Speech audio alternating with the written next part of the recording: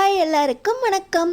நம்ம அழகே அழகு சீரியலில் தங்கராஜ் ஏற்கனவே ஒரு பெரிய சைக்கோ. இந்த சைக்கோ கிட்ட ரேவதி மாட்டிக்கிட்டு படாத பாடுபட்டுக்கிட்டு இருந்தாங்க.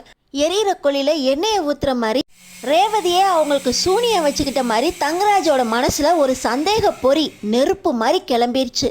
இந்த தங்கராஜ் கேனத்தனமாக யோசிச்சு நம்ம ரேவதியை படாத பாடுபடுத்த ஆரம்பிச்சிட்டாரு.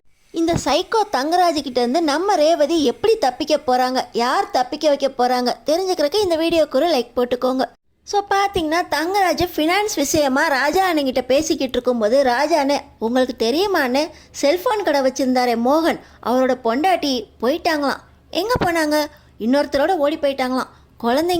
குழந்தைங்கள விட்டுட்டு தான் போயிட்டாங்களாம். இனிமேல் வரவே மாட்டேன், நீ தேவையில்லைன்னு சொல்லிட்டு போயிட்டாங்க அப்படின்னு சொல்ல, ஏன் அப்படி பண்ணாங்க அப்படின்னு தங்கராஜ் ஒன்றுமே புரியாத மாதிரி கேட்க, அப்புறம் என்னென்ன பொண்டாட்டினா கவனிச்சுக்க வேண்டாமா, புருஷனாக நடந்திருக்கணும், அது இல்லாமல் இருக்கிறதுனால பொண்டாட்டி யார்கிட்டையோ பேசிக்கிட்டே இருந்தாங்களாம். ஃபோனில் பேசிக்கிட்டு இருந்தவங்க திடீர்னு ஓடி போயிட்டாங்களாம் அப்படின்னு சொல்லி ராஜான்னு சொன்னோடனே தங்கராஜுக்கு மனசுக்குள்ளே நெருப்பு பொறி கிளம்பிடுது. இப்போ பார்த்தீங்கன்னா நேராக சமயக்கட்டில் இருக்கிற ரேவதி கிட்ட போகிறாங்க.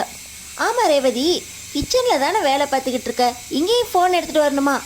அது என்னங்க திடீர்னு ஃபோன் கால் வந்தால் எடுக்க வேண்டாமா? அதுக்கு கிச்சனுக்கும் ஃபோன் பண்ணணுமா? யார் உனக்கு அப்படி பண்ணிட போகிறா? வேறு யாருங்க எனக்கு பண்ணிட போகிறாங்க? அண்ணன் அண்ணி அப்பா அம்மா, எப்போயாவது மதி சுருத்தி இவங்க பண்ணுவாங்க. அப்புறம் என் ஃப்ரெண்ட்ஸ் கிட்ட பேசிட போகிறேன். வேறு யார் பண்ணிட போகிறா? நீ இப்போல்லாம் ரொம்ப ஃபோன் யூஸ் பண்ணுற, தனியாக போய் நின்று பேசுகிற, சிரித்து சிரித்து பேசுகிறிய ரேவதி. அப்புறம் எல்லாருக்கிட்டையும் சிரித்து தானேங்க பேசணும். அது இல்லை ரேவதி, இப்போ ஃபோன் கடை வச்சுருந்தாங்களே அந்த மோகனோட பொண்டாட்டி பிள்ளைங்களெலாம் விட்டுட்டு புருஷன் வேண்டாம் அப்படின்னு ஓடி போயிடுச்சான். அப்போ நீங்கள் என்ன சந்தேகப்படுறீங்களா?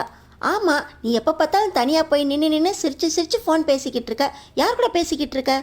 அந்த பொண்ணு அப்படி தான் யார் கூடயே தனியாக நின்று ஃபோனில் பேசிக்கிட்டே இருந்துச்சான். அதுக்கப்புறம் புருஷனை விட்டு ஓடி போயிடுச்சான். இன்னொரு விஷயமும் கேள்விப்பட்டேன், பொண்டாட்டியை புருஷங்காரே நல்லா கவனிச்சிக்கிட்டு இருக்கணுமா. 24 மணி நேரமும் பொண்டாட்டி பின்னாடியே சுற்றிக்கிட்டு இருக்கணும். ஆம்பளைங்களுக்கு வேறு வேலை இல்லை, நீ யார்கிட்ட பேசிக்கிட்டு இருந்த அப்படின்னு சொல்லி தங்கராஜ் மறுபடியும் ரேவதியை கேட்க, எனக்கு நீங்கள் எல்லா அம்மாவே இருக்கீங்க, எல்லாத்தையும் பார்த்து பார்த்து செய்கிறீங்க, வேணுங்கிறது வேணாங்கிறது எல்லாத்தையுமே தேடி தேடி எனக்காக செய்கிறீங்க. இப்படி இருக்கும்போது நான் எதுக்குங்க இன்னொருத்தரை தேடி போகணும்? எனக்கு நீங்கள் சரியான புருஷனாக தானே இருக்கீங்க அப்படின்னு சொல்லி ரேவதி சொல்ல, அப்படியா அப்படின்னு சொல்லி தங்கராஜ் புரிஞ்சும் புரியாமல் ரேவதி நம்மளை நல்ல புருஷன்னு சொல்கிறாளா இல்லை கெட்ட புருஷன்னு சொல்கிறாளான்னு தெரியாமல் போய் சைலண்ட்டாக சோஃபாவில் உட்காந்துடுறாரு. ஆனாலும் மறுபடியும் தங்கராஜ் மனசில் ஓடிக்கிட்டே இருக்குது. நம்ம வீட்டு வாசலில் நுழையும் போது ரேவதி ஃபோனில் அவர் வந்துட்டாரு, ஃபோனை வைக்கிறேன் அப்படின்னு சொன்னான். இன்னொரு நாள் படிக்கட்டில் இறங்கி வரும்போது ஃபோன் பேசிக்கிட்டு இருந்தவ கட் பண்ணிவிட்டு யார்கிட்ட பேசினா அப்படின்னா அம்மா கிட்ட பேசினேன் அப்படின்னு ஃபோன் லாகலாம் காட்டுறா. ஆனால் ஃபோன் லாக்கை மட்டும் எடுக்கவே முடியலையே. என்னோடய ஃபோன் பர்த்டே நம்பரும் போட்டுட்டேன், பிள்ளைங்களோட பர்த்டேயும் போட்டுட்டேன், இவ எந்த நம்பரை வச்சு லாக் பண்ணியிருப்பா? இதை முதல்ல கண்டுபிடிச்சாகணும் அப்படின்னு சொல்லி ரேவதி தூங்கினதுக்கப்புறம் நைட்டு ரேவதியோட ஃபோனை எடுக்கிறாரு. ஒருவேளை ரேவதியோட பர்த்டேயை லாக்கில் போட்டு வச்சுருப்பாளோ அப்படின்னு ரேவதியோட பர்த்டே போட்டு செக் பண்ணுறாரு. இல்லை, அப்போ அவன் அண்ணன் பாக்கியராஜனோட பர்த்டே டேட்டை போட்டிருப்பாளோ அப்படின்னு பாக்கியராஜோட பர்த்டேயை போடுறாரு. ஓப்பன் ஆயிடுது. ரேவதி, உனக்கும் உன் அண்ணனுக்கும் இவ்வளோ பாசமா? இவ்வளோ பாசமலர் தங்கச்சிங்களுக்கு கூட இவ்வளோ இருக்காது. சரி இவ யார்கிட்ட பேசினான்னு பார்க்கலாம் அப்படின்னு சொல்லி கால் ஹிஸ்ட்ரி எடுக்கிறாரு. அதில் அவங்க அப்பா அம்மா அண்ணன் அண்ணி இதெல்லாம் இருக்குது. ஒரே ஒரு நம்பரும் இருக்குது. அதை இவர் ஸ்க்ரீன்ஷாட் பிடிச்சிக்கிறாரு. நம்ம ரேவதியோட ஃபோனில் ஹிடன் ட்ராக்கிங் ஆப் ஒன்று இறக்கிடுறாரு. அந்த ட்ராக்கிங் ஆப்போட தன்னோட ஃபோனையும் ட்ராக் பண்ணி இணைச்சிடுறாரு. தன்னோட பழைய வாய்ஸ் ரெக்கார்டர் எடுத்து ரூமில் யாருக்கும் தெரியாமல் ஒரு இடத்துல வச்சு ரேவதி யாருக்கூடையாவது ஃபோன் பேசினா அது ரெக்கார்ட் ஆகிற மாதிரி ரூம்லேயே வச்சிடுறாரு. அடுத்த நாள் காலையில் தெரிஞ்ச கடையிலேருந்து சிசிடிவியை வாங்கிட்டு வந்து யாருக்குமே தெரியாமல் கிச்சனில் சிசிடிவியை ஆன் பண்ணி வச்சிடுறாரு. ரேவதி எந்திரிக்கிறதுக்கு முன்னாடியே இந்த சிசிடிவியை செட் பண்ணி அந்த சிசிடிவியை தன்னோட ஃபோன்லேருந்து பார்க்குற மாதிரி எல்லாத்தையுமே ரெடி பண்ணிடுறாரு. நம்ம ரேவதி தங்கராஜ் இந்த மாதிரி பண்ணுறதெல்லாம் பார்க்குறாங்க. இவர் என்ன புதுசாக நைட்டு நேரத்தில் தூங்காமல் நோண்டிக்கிட்டே கிடக்காரு அப்படின்னு மறைமுகமாக என்ன தான் பண்ணுறாருன்னு பார்க்குறாங்க. தங்கராஜ் கையில் இருக்கிறது தன்னோட ஃபோனுன்னு தெரியுது. இந்த நேரத்தில் வாங்கினோம்னா தப்பாக போயிடும், என்னத்தை பார்த்துட்டு போகிறாரு அப்படின்னு ரேவதி சிம்பிளாக விட்டுறாங்க. அடுத்த நாள் பார்த்திங்கன்னா கிச்சனில் இவங்கள மறைமுகமாக யாரோ கண்காணிக்கிற மாதிரி தெரியுது. சுற்றி பார்க்குறப்ப தான் தெரியுது அங்கே புதுசாக ஒரு சிசிடிவி இருக்கிறத. ரேவதிக்கு ரொம்ப பிரச்சனை ஆயிடுது. சந்தேகப்படுறீங்களா அப்படின்னு சொல்லி தங்கராஜ்கிட்ட நைட்டே எல்லாத்தையும் விளக்கியாச்சு. இவர் குழம்பி போவார்னு பார்த்தா கூட கொஞ்சம் குட்டையை தான் கிளப்புறாரு. சிசிடிவி வச்சு நீங்கள் என்ன வேவு பார்க்குறீங்களா அப்படின்னு தங்கராஜ் மேலே ரேவதிக்கு கோவம் வருது. இவங்க பார்த்தீங்கன்னா யாருக்குமே தெரியாமல் மதிய மலர்கிட்ட இந்த மாதிரி தங்கராஜ் என்ன வேவ் பார்க்குறாரு. சிசிடிவி வாய்ஸ் ரெக்கார்டர் என் ஃபோனில் கூட ஏதோ ப்ராப்ளம் அப்பப்போ காட்டுது, அப்புறம் எல்லாமே கரெக்ட் ஆயிடுது. என் ஃபோனையே என் வீட்டுக்கார் நோண்டிக்கிட்டு இருந்ததை பார்த்தேன், ஏதோ பிரச்சனை இருக்குது அப்படின்னு சொல்லி ரேவதி கண்டுபிடிச்சிடுறாங்க. ஆனால் நம்ம மதி தான் கம்ப்யூட்டரை இங்கிட்டு நுழைஞ்சு அப்படி வந்துடுவாங்களே. நம்ம மதி என்ன பண்ணுறாங்க, நம்ம 3 பேரும் ஒரு இடத்துல சந்திக்கணும் அப்படின்னு சொல்லி நம்ம மதி 3 பேரையுமே அதை வாக்கிங் போனாங்க பார்த்தீங்களா, அந்த பார்க்கில் சந்திக்கிறாங்க. பார்த்தீங்கன்னா ரேவதி வந்த உடனே என்னாச்சு, உங்கள் வீட்டில் என்ன ப்ராப்ளம், தங்கராஜ் அண்ணன் உங்களை சந்தேகப்படுறாங்களா அப்படின்னு மதி கேட்குறாங்க. சும்மா சந்தேகப்படக்கூடாது அப்படின்னு சொல்லி தான் அவரை குட்டையை குழப்பி விட்டேன். அவர் இந்த அளவுக்கு குழம்பி போவார்னு எனக்கு தெரியல, இதனால் எனக்கும் ப்ராப்ளம் ஆயிடுச்சு அப்படின்னு சொல்லி ரேவதி பார்த்தீங்கன்னா தன்னோட ஃபோனை கொடுக்குறாங்க. இதில் இருக்க ட்ராக்கிங் அப்போ பார்த்த உடனே நம்ம மதிக்கு குழப்பமாயிருது. நீங்கள் இங்கே தான் வந்திருக்கீங்க அப்படின்னு தங்கராஜ் அண்ணனுக்கு தெரிஞ்சிருக்கும். இந்த ட்ராக்கிங் ஆப்பை முதல்ல நான் டெலீட் பண்ணுறேன் அப்படின்னு சொல்லி ரேவதி அந்த ட்ராக்கிங் ஆப்பை டெலீட் பண்ணிடுறாங்க. ஃபோனில் மட்டும் இல்லை மதி, வீட்லேயும் கிச்சனில் சிசிடிவி, ரூம்லலாம் வாய்ஸ் ரெக்கார்டர் அப்படின்னு அங்கங்கே வாய்ஸ் ரெக்கார்டரையும் வச்சு என்னை வேவ் பார்த்துக்கிட்டு இருக்காரு மதி. இவரோட தொல்லை தாங்க முடியல. ஒரு வாட்ஸ்அப் குரூப் ஆரம்பித்து இதை மறைக்கிறதுக்கு என் வீட்டுக்காரர்கிட்ட படாத பாடுபட வேண்டியிருக்கு அப்படின்னு சொல்லி ரேவதி புலம்பிக்கிட்டு இருக்க. இன்னொரு பக்கம் பார்த்தீங்கன்னா நம்ம மலர், நீ அவர்கிட்ட சொல்லாமல் இருக்கிறதுலையே இந்த பாடுபடுறேன்னு சொல்கிற. நான் உங்கள் அண்ணங்கிட்ட இந்த விஷயத்த சொல்லிட்டேன். என் வாட்ஸ்அப் குரூப்பை எடுத்து நம்ம 3 பேரும் பேசுகிறத அவர் ஒவ்வொன்றா கேட்டுக்கிட்டு இருந்தார்.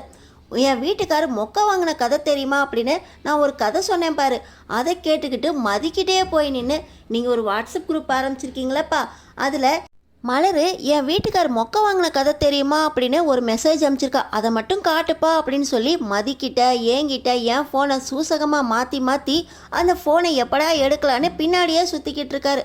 எல்லாருமே இப்படி தான் அப்படின்னு சொல்லி மதியும் பேசிக்கிட்டு இருக்காங்க, மலர் சொல்லிக்கிட்டு இருக்காங்க. உங்கள் அண்ணன் என்கிட்டையும் கேட்டாங்க, மதிக்கிட்டையும் கேட்டாங்க, அடுத்தாப்பில் கண்டிப்பாக உங்ககிட்ட தான் வருவாங்க. ஏன்னா இந்த வாட்ஸ்அப் குரூப் உங்ககிட்ட இருக்கா அப்படின்னு உங்கள் அண்ணனுக்கு தெரியும். வந்தால் இந்த விஷயத்த சொல்லிடாத அப்படின்னு சொல்லி ரேவதியோட மலர் பேசிட்டு பார்த்தீங்கன்னா மலரும் மதியம் வீட்டுக்கு போயிடுறாங்க, ரேவதியும் வீட்டுக்கு கிளம்பிடுறாங்க. இது என்ன பாதியிலேயே ரெக்கார்டிங் நின்று போச்சு, ட்ராக்கிங் ஆப் வேலை செய்யலையா அப்படின்னு இன்னொரு பக்கம் தங்கராஜ் குழம்பிக்கிட்டு இருக்க. மதி மலர் ரேவதியோட இந்த சீக்ரெட் வாட்ஸ்அப் குரூப் மறுபடியும் கண்டினியூ ஆகிக்கிட்டு இருக்கு. ஆனால் தங்கராஜ் ரொம்ப குழம்பி போய் வீட்டுக்கு வராரு. வீட்டில் வந்து என்னாச்சு ட்ராக்கிங் குரூப், நம்ம ரேவதியோட ஃபோனில் இறக்கணுமே அப்படின்னு மறுபடியும் ரேவதியோட ஃபோனை ஆராயறதுக்காக பார்க்குறாரு. தங்கராஜ் ரொம்ப குழப்பத்தோடைய வீட்டுக்குள்ளே போக ரேவதி அந்த நேரத்துலையும் வாட்ஸ்அப் குரூப்பில் சேட் பண்ணிக்கிட்டு இருக்காங்க. இதை பார்த்த உடனே இவ இன்னும் திருந்தலை. அப்போ நம்ம ட்ராக்கிங் அப்போ இவ கண்டுபிடிச்சி அழைச்சிருக்கணும். அழைச்சிட்டு தான் மறுபடியும் இவ யார் கூடயோ ஃபோன் பேச ஆரம்பிச்சிருக்கா. கேட்டால் நம்ம நல்ல புருஷன், தேவையானது தேவையில்லாது எல்லாத்தையும் பார்த்து செய்கிற உங்களுக்கு நான் எதுக்கு இன்னொருத்தரை தேட போகிறேன் அப்படின்னு நம்மள்கிட்ட நல்லவ மாதிரி பேசுகிறா.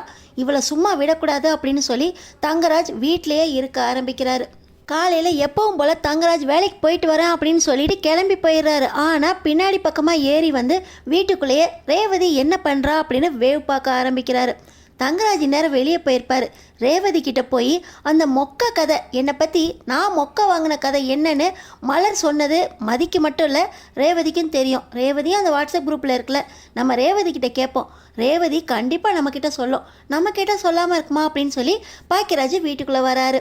பார்த்தீங்கன்னா தங்கராஜ், யார் அது, நம்ம இல்லாத நேரத்தில் யாரோ ஒரு ஆம்பளை வீட்டுக்குள்ளே வந்த மாதிரி இருக்குது அப்படின்னு சொல்லி தங்கராஜ் பின்னாடி இருந்து தான் பாக்கியராஜை பார்த்துருக்காரு.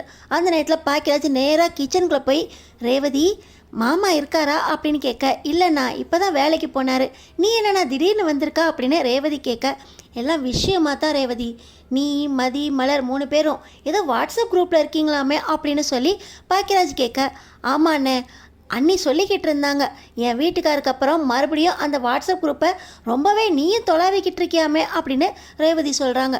அது என்ன, உன் வீட்டுக்கு அப்புறம் உன் வீட்டுக்காருக்கும் இந்த விஷயம்லாம் தெரியுமா, இது தெரிஞ்சும் உன்னை மதிய மலரோட குரூப்பில் சீக்கிரட்டாக பேச விட்டுட்டாரா அப்படின்னு சொல்லி பாக்கியராஜ் கேட்குறாரு. நீ வேறண்ணே, அவர் ட்ராக்கே வேறு, அவர் வேறு தினசாக தேடிக்கிட்டு இருக்காரு அப்படின்னு சொல்லி ரேவதி சொல்கிறாங்க. அப்போ நானும் அவர் ரோட்டில் போனால் அந்த சீக்ரெட் கதை என்னன்னு தெரிஞ்சுக்கலாமா அப்படின்னு சொல்லி பாக்கியராஜ் கேட்குறாரு. உனக்கு என்னன்னே தெரியணும் சொல்லுண்ணே அப்படின்னு சொல்லி ரேவதி கேட்குறாங்க. அது ஒன்றும் இல்லை ரேவதி, மலர் உங்ககிட்ட ஏதோ உங்கள் அண்ணன் மொக்க வாங்கின கதை தெரியுமா ரேவதி அப்படின்னு ஒரு வீடியோ பேசியிருக்கு. அது என்னன்னு நான் தெரிஞ்சுக்கணும். அந்த சேட்டிங்கில் நான் என்ன மொக்க வாங்கினேன் அது சாதாரண கதை தான் சொன்னிச்சு. இருந்தாலும் தெரிஞ்சுக்காம எனக்கு தலையவே பிச்சுக்கலாம் போல இருக்குது. என்னன்னு சொல்லு ரேவதி அப்படின்னு சொல்லி பாக்கியராஜ் கேட்குறாரு. இந்த நேரத்தில் தங்கராஜ், நான் சொல்கிறேன்டா, நீ மொக்க வாங்கின கதை அப்படின்னு நான் சொல்கிறேன் அப்படின்னு சொல்லி பாக்கியராஜை ஓங்கி ஒரு அறை விடுறாரு. அப்போ தான் பாக்கியராஜோட முகத்தையே தங்கராஜ் பார்க்குறாரு. நீயா, நீ எதுக்கு எங்கே வந்த அப்படின்னு சொல்லி தங்கராஜை அரைஞ்சதுக்கப்புறம் பாக்கியராஜை கேட்க, அது நீங்கள் வேலைக்கு போயிட்டீங்கன்னுல தங்க ரேவதி சொன்னிச்சு அப்படின்னு சொல்லி பாக்கியராஜ் கேட்குறாரு. நான் வேலைக்கு போகிறேன் போகலை, நான் இல்லாத நேரத்தில் தான் நீ ரேவதியை பார்க்க வருவியா அப்படின்னு சொல்லி தங்கராஜ் கேட்குறாரு. இப்போ உங்களுக்கு என்ன, வேலைக்கு போகிறேன்னு சொல்லிட்டு வீட்டிலேருந்து வேவு பார்க்க ஆரம்பிச்சிட்டிங்களா அப்படின்னு ரேவதி கேட்குறாங்க. என்னடி குரலை வசதி பேசிக்கிட்டு இருக்க, சீக்கிரட்டாக யார் கூடயே பேசிக்கிட்டு இருக்கன்னு தெரியுது, யாருன்னு கண்டுபிடிக்கிறதுக்கு ட்ராக்கிங் ஆப் வச்சா அதையும் அழிச்சிருவியா?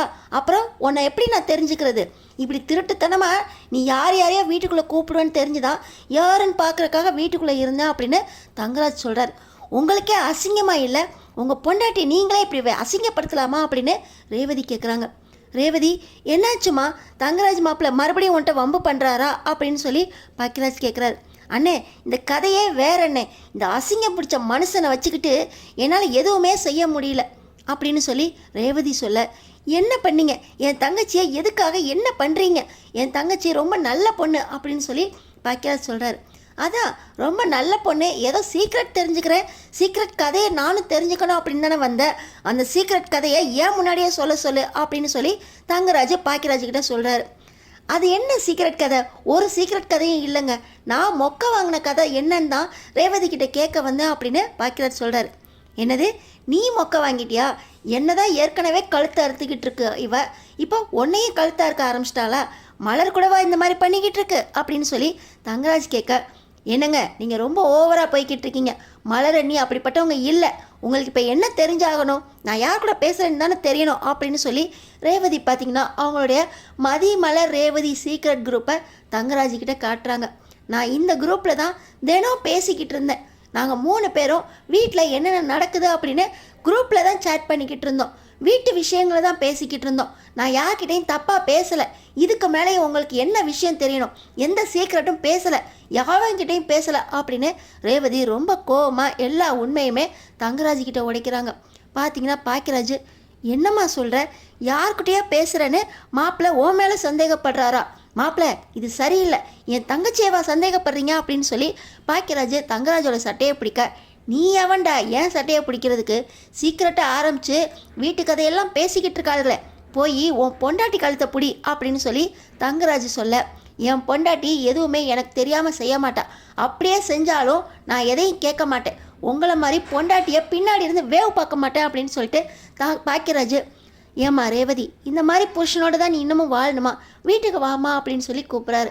அண்ணே, இவரை எப்படி சமாளிக்கணும்னு எனக்கு தெரியும், நீ போன அப்படின்னு சொல்லி ரேவதி பாக்கியராஜ் அமுச்சு வைக்க தங்கராஜ் மொக்க வாங்கி நிற்கிறாரு. தங்கராஜ் மொக்க வாங்கியிருந்தாலும் முன்ன இருந்த நெருப்பு இப்போ ரொம்பவே கொழுந்து விட்டு எரிய ஆரம்பிச்சிருச்சு.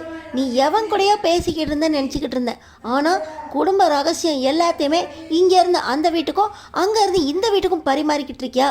இந்த வாட்ஸ்அப் குரூப்பை முதல்ல ஒழிக்கணும், வாட்ஸ்அப் குரூப் ஒழிக்கணும்னா உங்கள் 3 பேருக்கும் சண்டை வரணும், இனிமேட்டு அந்த வேலையை நான் பார்க்குறேன் அப்படின்னு சொல்லி தங்கராஜ் அவரோட அடுத்த வேலையை ஆரம்பிச்சிட்டாரு. தங்கராஜ் எப்போவுமே ஒரு திருந்தாத ஜென்மம் அப்படின்னு நினைக்கிறவங்க நம்ம சேனலுக்கு சப்ஸ்கிரைப் பண்ணி அடுத்தடுத்து என்ன நடக்க போகுதுன்னு பாருங்கள்.